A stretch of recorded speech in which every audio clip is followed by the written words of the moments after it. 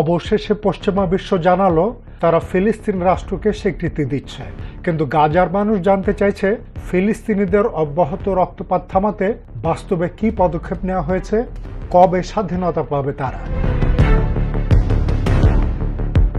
100 বছর আগে 1917 সালে ব্রিটিশ ফরেন সেক্রেটারি লর্ড বালফোরের ঘোষণার ভিত্তিতে ফিলিস্তিনি ভূমিতে গড়ে ওঠে ইহুদিবাদী ইসরায়েল। পুরো ফিলিস্তিনি ভূমি দখলে 1 শতাব্দীকাল ধরে ফিলিস্তিনিদের বিরুদ্ধে তো বটেই, প্রতিবেশী আরব দেশগুলোতেও হামলা, যুদ্ধ, হানাহানি, খুনোখুনি চালিয়ে গেছে ইহুদিবাদীরা।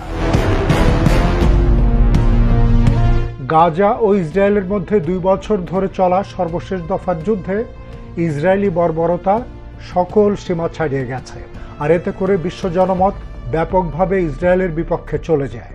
বিশ্বের গুরুত্বপূর্ণ দেশগুলোর রাজধানী, প্রধান শহর আর বিশ্ববিদ্যালয়গুলো ফিলিস্তিনের সমর্থনে রাস্তায় নামে। এমনকি এই ঘটনাকে কেন্দ্র করে কোনো দেশে ঘটে ক্ষমতার পালাবদল।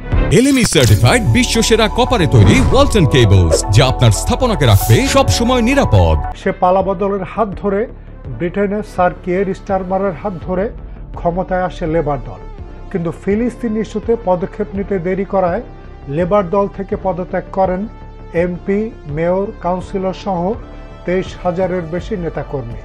লেবার দলে ভাঙন রোধ ও ক্ষমতা হারাবার আশঙ্কায় ফিলিস্তিনকে স্বীকৃতি দেওয়ার পথ বেছে নেয় ব্রিটেন। নানা বিচার বিশ্লেষণে ফিলিস্তিনকে স্বীকৃতি দেওয়ার পথে হাঁটে অস্ট্রেলিয়া, কানাডা, ফ্রান্স, বেলজিয়াম ও আরও কয়েকটি দেশ। বিশ্লেষকরা বলছেন, পশ্চিমাদের লক্ষ্য আসলে ভিন্ন। এই স্বীকৃতি আসলে দেরিতে আসা প্রতীকী পদক্ষেপ। ফিলিস্তিন নয়, বরং ট্রাম্প বিরোধী রাজনীতি, ইউরোপীয় ভোট ব্যাংক আর অভিবাসীদের আনুগত্য নিশ্চিত করতেই ফিলিস্তিন রাষ্ট্রকে এই স্বীকৃতি দেওয়া হয়েছে। আর হামাস সরাসরি প্রশ্ন তুলেছে, ইসরায়েলের বিরুদ্ধে অস্ত্র নিষেধাজ্ঞা কোথায়? কোথায় গণহত্যার মামলার উদ্যোগ? কোথায় ইসরায়েলের বিরুদ্ধে আর্থিক চাপ?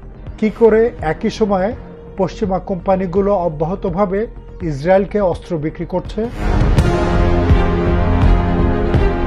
তাহলে প্রশ্ন থেকে যায়, যেখানে গাজায় দখল আর গণহত্যা চলছেই, সেখানে পশ্চিমা বিশ্বের এই স্বীকৃতি কি মুক্তির প্রতিশ্রুতি নাকি নিছক প্রতারণা?